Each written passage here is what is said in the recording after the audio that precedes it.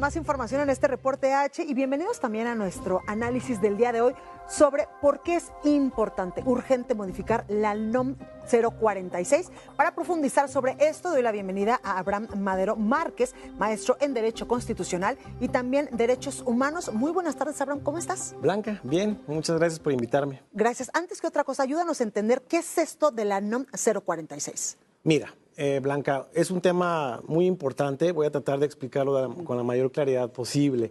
Gracias. La NOM 046 es una norma que emite la Secretaría de Salud Federal, ¿no? Es una norma en el ámbito de la salud pública, que lleva por título, y creo que desde ahí, empecemos desde ahí, lleva por título Criterios para la prevención y atención de la violencia sexual, familiar y contra las mujeres. Ok. Y esta norma tiene, entre otros muchos temas, busca regular los criterios bajo el cual el personal médico de los hospitales públicos, federales y en los estados, doctores, enfermeras, médicos tratantes, atiendan de manera particular determinados casos que lleguen a los hospitales. Por ejemplo, casos de mujeres que lleguen víctimas de agresiones familiares, cuáles son los parámetros que debe seguir un personal médico para brindarle la atención médica. Claro. Y esta norma en particular también regula y ha venido regulando los criterios o la manera en que el personal médico debe atender también a las mujeres, niñas y adolescentes que hayan sido víctimas de agresiones sexuales. O sea, para esto fue creada en un principio. Entre otras cosas para eso. Y la historia de esta norma oficial es larga, pero básicamente te puedo decir que desde 2009 se preveía que para cualquier mujer, niña o adolescente que llegara a un hospital a solicitar la atención médica víctima de una violación sexual, debería, entre otras cosas, junto con el personal médico, acreditarse una serie de requisitos básicos que tenían que ver con, obviamente, dar un aviso al Ministerio Público, exigir algún tipo de acompañamiento de la autoridad, porque se trata de una violación. Claro, por supuesto. ¿No? Y ese es un tema pues sensible, desde luego, por un lado, y que sobre todo tratándose de menores de edad, de niñas y adolescentes menores de edad, hubiera un acompañamiento pues del Estado y de sus familias, por supuesto, o de quien padres ejerciera la representación legal de esos menores. ¿Y esto por qué era así en 2009? Pues porque tratándose de, insisto, de menores de edad, pues hay un principio básico de que requiere una protección reforzada, más cuando han sido víctimas de agresiones sexuales. Claro. Creo que esto es un tema ya no ni siquiera técnico, Blanca, es un tema de sentido común. Sí. Y así estaba la norma oficial. Me preocupa que me digas, Abraham, que así estaba. ¿Qué pasó? ¿Se modificó? Sí, esto estábamos hablando en 2009. Posteriormente, esta norma fue implementándose, pero en 2016, en marzo de 2016, surge una nueva modificación, que esas modificaciones, para todo el público que nos observa, no pasan por el Congreso. No pasan por un debate público, no pasan por alguna iniciativa, sino que el gobierno, la propia Secretaría de Salud, puede, por un mecanismo legal, modificarla bajo ciertos criterios. Pero esa modificación de 2016, Blanca, y ahí empieza el problema, se dio de una manera pues muy sesgada, muy, diría yo, muy parcial, porque de entrada no se siguió el proceso que marca la ley para su modificación. Claro. Y el proceso es muy... realizar una consulta pública, principalmente... Con todos los involucrados. Claro, y principalmente el sector médico. Sí, claro. No se consultó al personal médico de los estados, no se consultaron a las unidades de gineco-obstetricia de todo el país, y se hizo un proceso muy a modo, fast track, en la Secretaría de Salud, impulsada, lógicamente, por grupos radicales que han llevado estos temas como bandera de activismo, pero sin considerar las implicaciones sociales que esto conlleva. Y esta modificación, entre otras cosas, imagínate tú que se derribaron candados, ¿no? Agarraron, yo creo que algún machete, algo filoso, y derribaron todos los candados posibles. Y estos candados tenían, como te decía, una lógica. Claro, por supuesto, que era una razón de que ser. tratándose de menores de edad hubiera un acompañamiento del Estado, que si hubiera el dicho de una violación, las instituciones de salud pudieran activar un mecanismo en coordinación con las instituciones de justicia, Ministerio Público, para que la violación se persiguiera y no quedara impune. y que desde luego también, si en el caso de niñas y adolescentes, hubiera un acompañamiento de los padres de familia o de los representantes legales.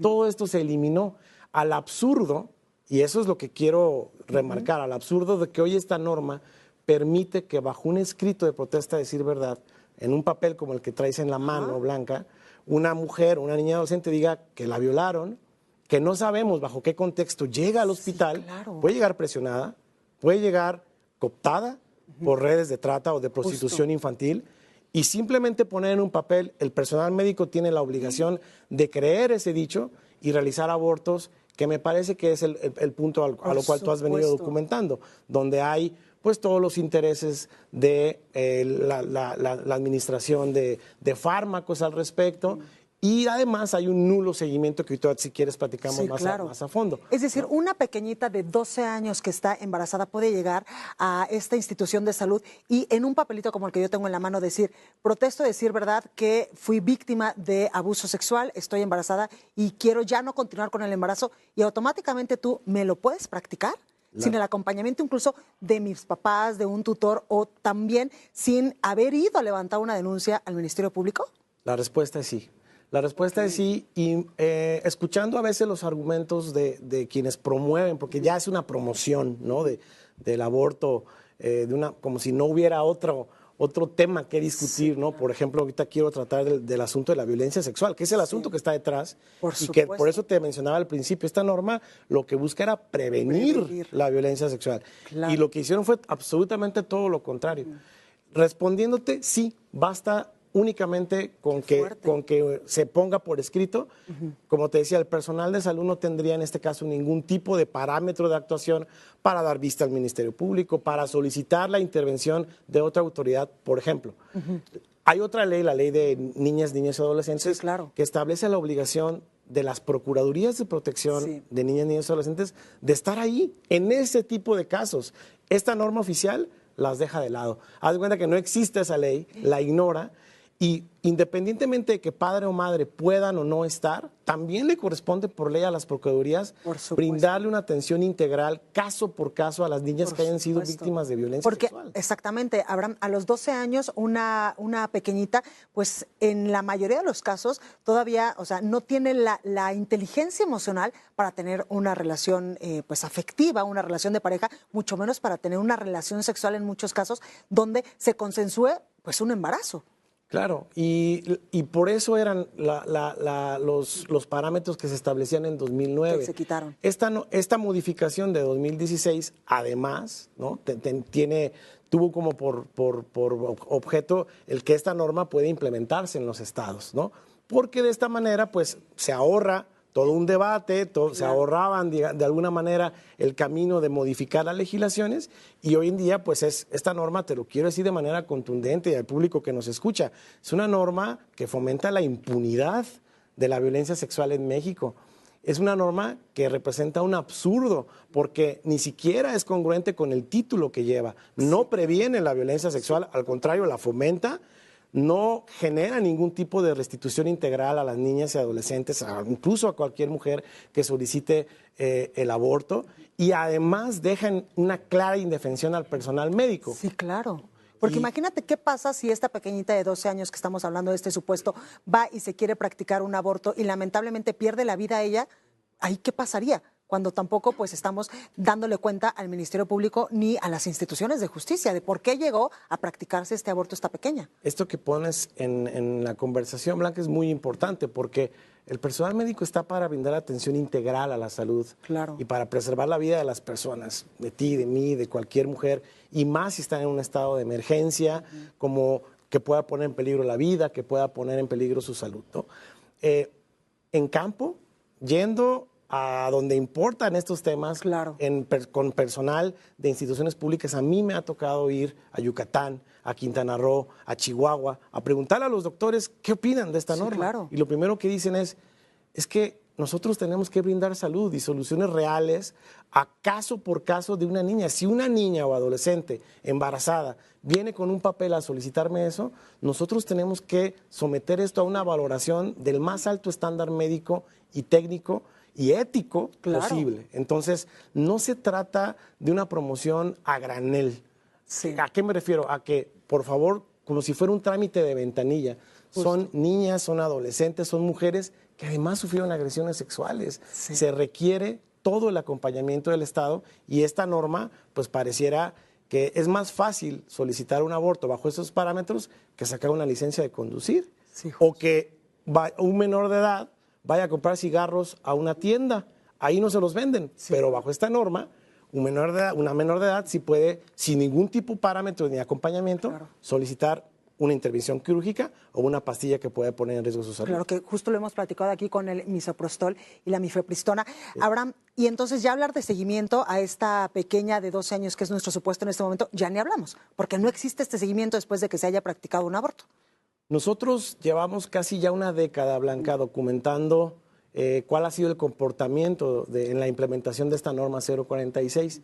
Y como suele ocurrir en México, los grupos que promueven estos cambios lo logran, festejan y se olvidan del seguimiento y se van a otra cosa, ¿no? Se van a la corte, se van a los congresos y a eso se dedican.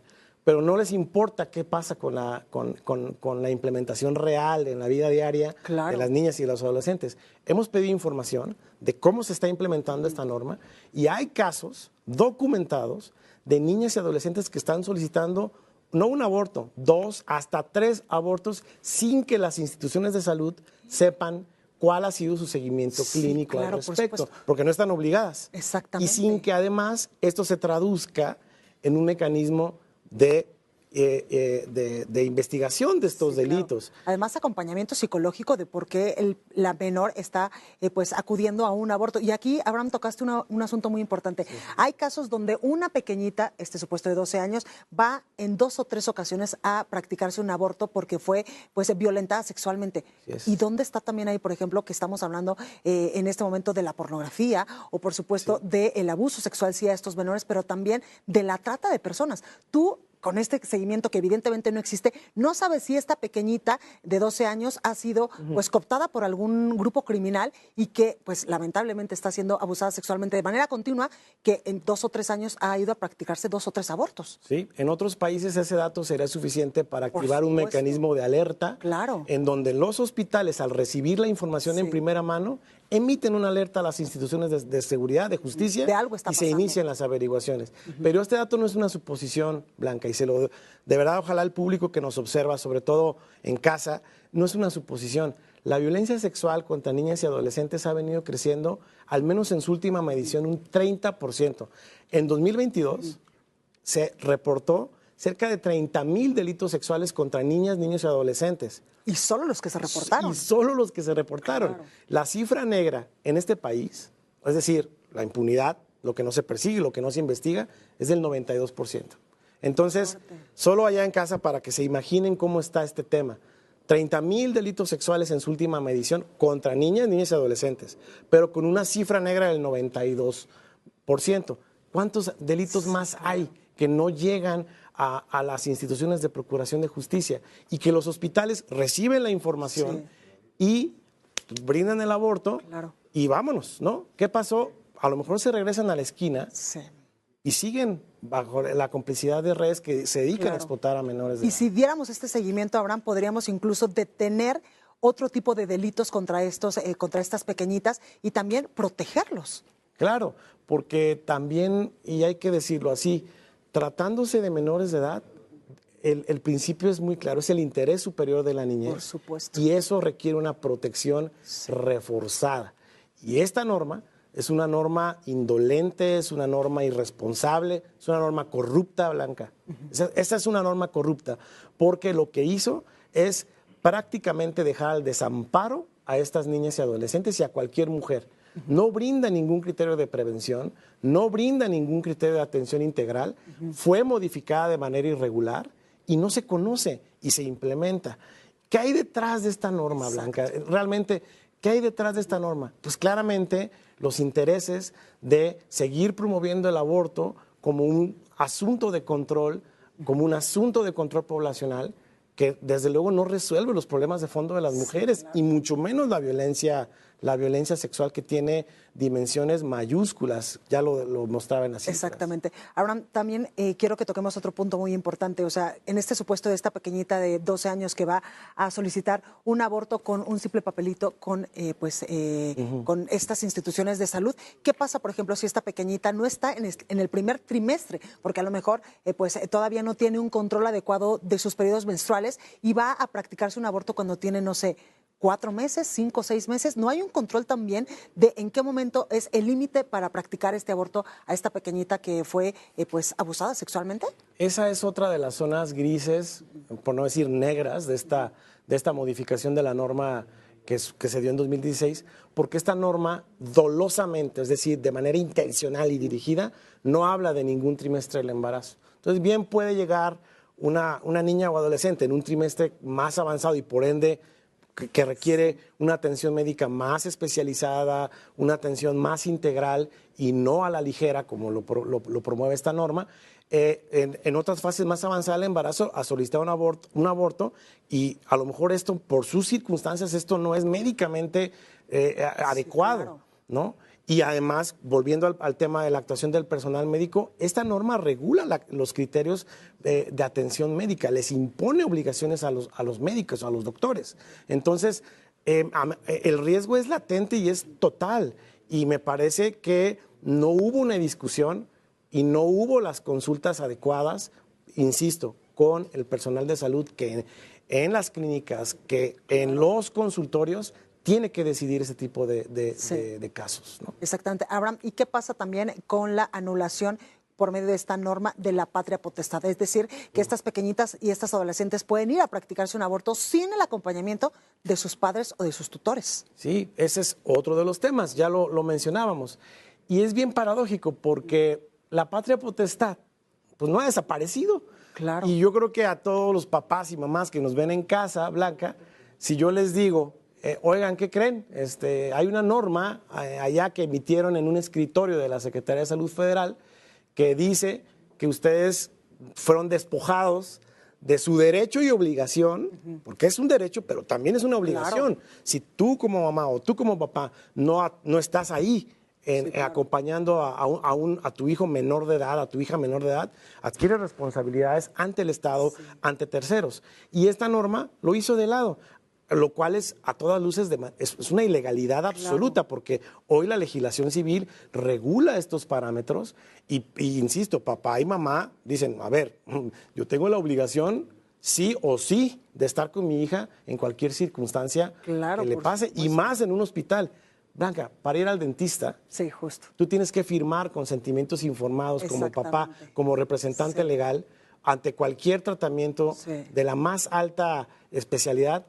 Tiene que haber un mecanismo de acompañamiento. ¿Por qué para esto no?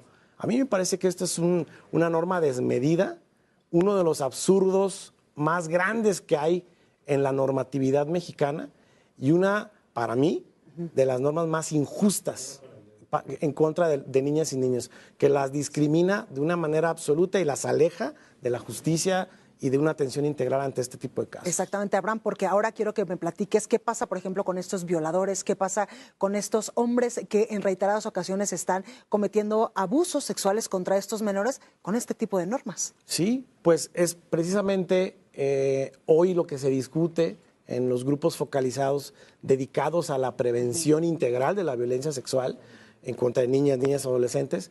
Justo lo que se discute es que existan mecanismos reforzados en todas las instituciones para evitar estas ventanas de oportunidad que hoy es un terreno fértil, es un paraíso de la trata, de la explotación sexual en México. Cuando tus instituciones de salud, pues pásenle, ¿no? Aborten y que les vaya bien, no hay seguimiento clínico, no hay investigación de por medio, no hay denuncia, no hay acompañamiento caso por caso y lo peor, si son niñas y adolescentes, no hay una institución especializada que siquiera les pregunte qué pasó. Exactamente. ¿Cómo estás? ¿Cómo ocurrió eso? ¿Qué hacemos por ti? Todas esas preguntas no las plantea la norma 046 y no las plantea nadie. Entonces, volviendo al tema, ¿de qué prevención estamos hablando? Claro. A mí me parece que la irresponsabilidad porque eso fue lo que ocurrió, una responsabilidad, una insensibilidad de quienes promovieron esta norma en 2016, no midieron Sí, claro. las consecuencias y el grave daño que le han hecho a niñas y adolescentes con esta modificación. Y las cifras las van a cargar como una deuda porque son contundentes. 30% de aumento de la violencia sexual en la última medición en contra de niñas, niñas y adolescentes, cerca de 30,000 delitos por año en este tema. Es decir, si una pequeñita, un adolescente va a quererse practicar un aborto, estos médicos te lo tienen que practicar sí o sí, con ese papelito con protesta de decir verdad, sin saber pues tu contexto, qué fue lo que pasó, que a lo mejor ahí podríamos detectar como personal médico también pues alguna red de trata de menores o algún violador o a lo mejor al papá o al tío que está pues provocándole estas laceraciones, estos abusos sexuales a estos pequeños. Sí, sí. Y mucho se dice, lo que pasa es que quitamos ese requisito porque como ocurren las violaciones en casa, no podríamos ver. Pero cualquier delito tiene que pensar. Claro. Y es revictimizante el hecho de que, eso es el absurdo, es un extremo esto, porque precisamente bajo esa lógica, pues van a abortar y se regresan al mismo entorno en que está siendo violentada. Y no hay un acompañamiento, en este caso, por ejemplo, de una procuraduría especializada que le diga, a ver, no vas a regresar a ese entorno. Justo. Guste o no el tema, cuidar. se tiene que activar un mecanismo de coordinación específica, darle una atención, una reparación integral, que a lo mejor para esa niña adolescente es un plan específico de restitución a sus derechos. Así lo marca la ley, así se llama este mecanismo.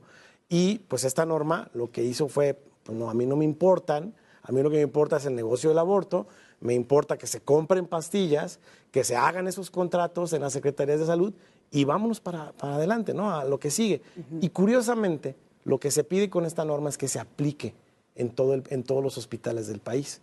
Aplicarla en todos los hospitales del país es generar un esquema de contratación de fármacos. Sí, claro. Es generar un esquema de capacitación a los médicos, incluso en contra de sus propios estándares éticos, médicos y de calidad de atención médica para obligarlos a brindar abortos cuando a lo mejor eso puede poner en riesgo la vida de las niñas y adolescentes. Exactamente. Abraham, es decir, esta NOM 046 es a nivel federal, es decir, que todas las instituciones de salud de todo el país la tienen que aplicar en estos supuestos. Sí, es una norma que tiene una naturaleza al devenir de una ley general, en este caso que es la de salud.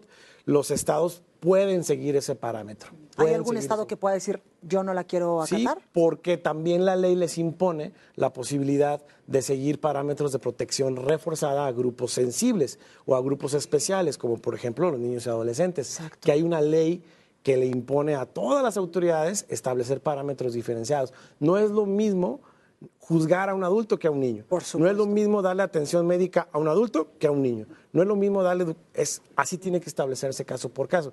Esta norma, lo peor del caso es que cree que los niñas y adolescentes son mayores de edad a los 12 años. Yo le pregunto igual a todos en casa, sí, claro. ¿ustedes consideran que a 12 años es la mayoría de edad de sus hijas? Como para tomar una decisión tan importante que a veces tenemos 20, 30 y es bastante difícil. Bueno, pues eso es lo que está hoy en la ley, en esta norma.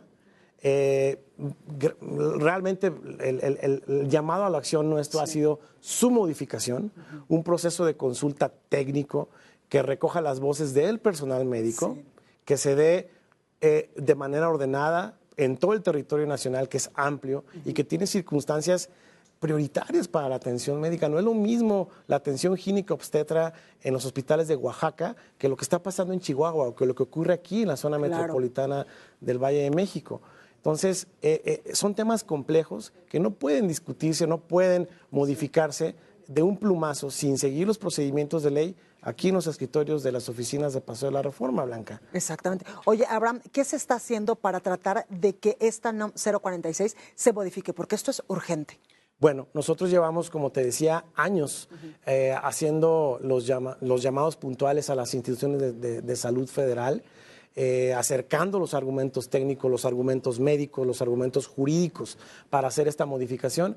La buena noticia y la esperanza es que, pues como sabemos, el próximo martes vamos a tener un nuevo y renovado gobierno, esperamos que sea así, federal, con un secretario de salud que se ve sensible, una persona muy experimentada en el ámbito de la medicina, un hombre con mucha trayectoria que yo estoy seguro, Blanca, estoy seguro que va a entender que estas normas no deben ser una imposición, que detrás de este tipo de normatividad, ¿no? Lejos de la parte técnica, pues hay doctores, hay enfermeras y sobre todo hay víctimas de delitos que llegan a los hospitales buscando una atención a su salud, pero también una solución de vida. Y a mí me parece que pues este gobierno tiene una oportunidad inigualable, además apelando a que pues, la mayoría del gabinete son mujeres, la presidenta es mujer, hoy tenemos un buen número de gobernadoras mujeres, 6, 8, no lo recuerdo ahora, la presidenta de la Corte es mujer, es decir, creo que estos temas deben apuntar, a ir apuntalando ya hacia un nuevo tipo de sensibilidades. Sí, claro. Y estas normas fueron modificadas sin ningún tipo de escucha, sin ningún tipo de análisis serio, y yo creo que el próximo gobierno, y hacemos ese llamado a iniciar un proceso de consulta y un proceso de modificación que realmente resuelva la prevención y atención de la violencia sexual en esta normatividad. Absolutamente, porque lo que está ahora en la NOM 046 ni siquiera ayuda a estas pequeñitas a salir de este círculo de violencia, porque pues no hay este seguimiento, como ya lo hemos comentado, Abraham, y tampoco hay este aviso a la autoridad judicial para que pues pueda actuar en algún caso donde pueda ser esta pequeñita pues víctima de reiterados abusos sexuales o si no de trata de personas. Claro. No hay un seguimiento. No hay un seguimiento, eso muestra la información pública y lo peor del caso es que hasta este momento no ha habido interés, siquiera, en que haya ese seguimiento. Por eso, y perdona que lo reitere, creo que la llegada de la nueva administración federal puede ser un borrón y cuenta nueva. Estas normas se regulan por la ley de la infraestructura y la calidad, una norma que regula todo su proceso de modificación. Creemos que es un buen momento para iniciar una discusión que involucre el ámbito científico, el ámbito médico, el ámbito jurídico y sobre todo a las autoridades especializadas en temas de violencia contra la niñez.